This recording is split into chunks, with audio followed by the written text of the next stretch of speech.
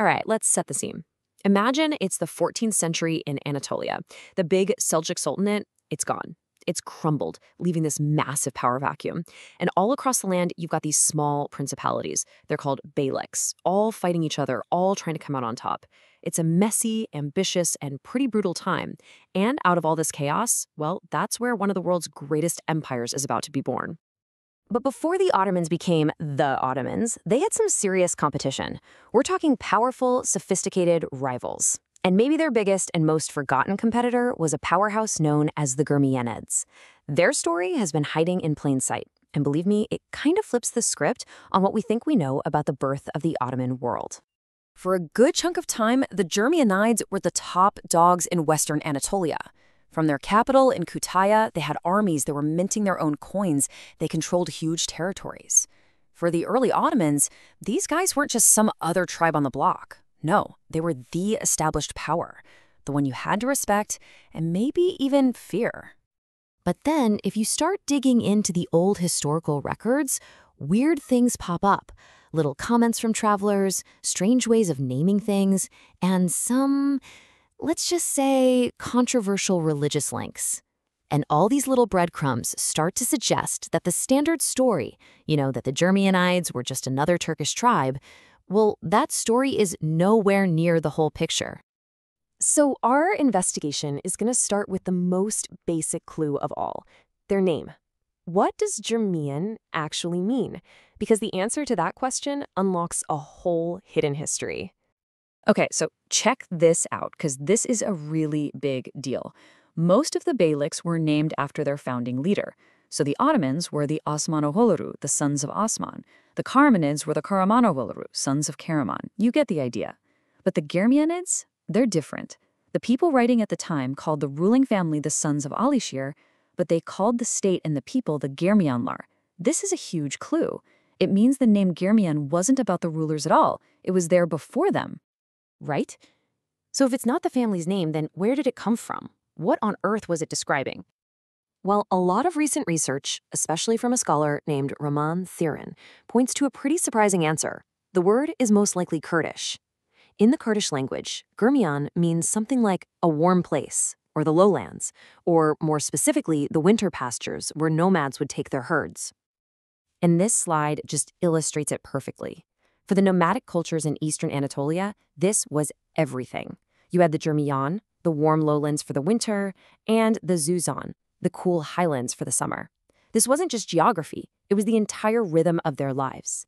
The fact that the name Germiyan points to a place and a nomadic lifestyle, well, that's the key that starts to unlock who they really were.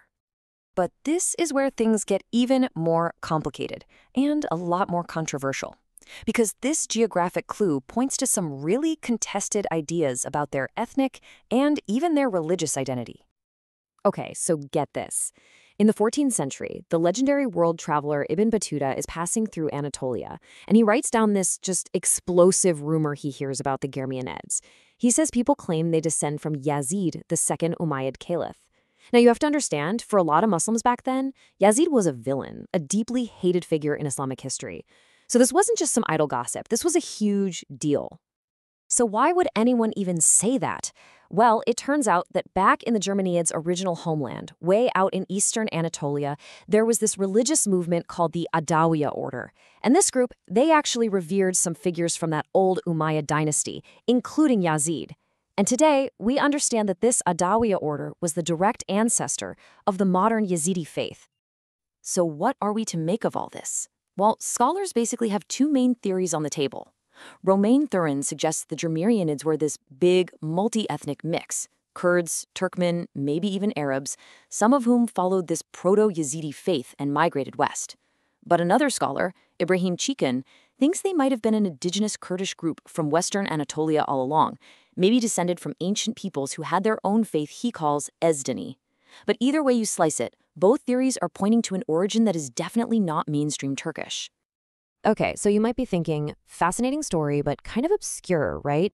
Well, no, not at all. This is where the story gets really important, because what happens next changes how we see the mighty Ottoman Empire itself. For most of the 1300s, the Germiyanids were a major power. But the Ottomans, they were just this relentless rising force. And in 1381, through a strategic marriage, the Germiyanids basically became a client state. They had a brief comeback, but by 1429, it was all over. They were completely swallowed up by the Ottoman Empire. But here's the thing. This wasn't an ending. It was a transfer. See, when the Ottomans took over, they didn't just get land and armies. They got culture, a whole lot of it. As the historian Dogan Avcıoğlu puts it, the early Ottoman court was pretty rustic, born on the frontier. The Germiyan court, on the other hand, was incredibly sophisticated. They had poetry, music, scholarship, and the early Ottoman sultans were just dazzled by it. And they didn't just admire it from afar, they absorbed it completely. The poet Ahmadi, who's basically a founding father of Ottoman literature, he came from the Germiyan court. One of the founders of Ottoman medicine, Şeyh Sinan, him too. Even one of the early Grand Viziers was Mevlana Taceddin Kordi. The influence went right into the palace itself. The royal wet nurses were called daye, which is Kurdish for mother. Even some of the musical styles in the Ottoman court were called Kurdi. This is not a minor influence, it's foundational. So once you piece all this together, it really forces you to take a step back and rethink the entire story of Anatolia during this incredibly important time. The picture that emerges isn't this simple story of one Turkish group taking over. Not at all. It's this incredible, complex mosaic. You've got Turkmen, Kurds, Arabs, Greeks, Armenians. You have Sunni Muslims, Alevis, Christians, Proto-Yazidis, all living together, competing, and mixing. The story of the Germiyanids proves that the roots of the Ottoman Empire are far more diverse and, honestly, way more interesting than the official histories usually let on.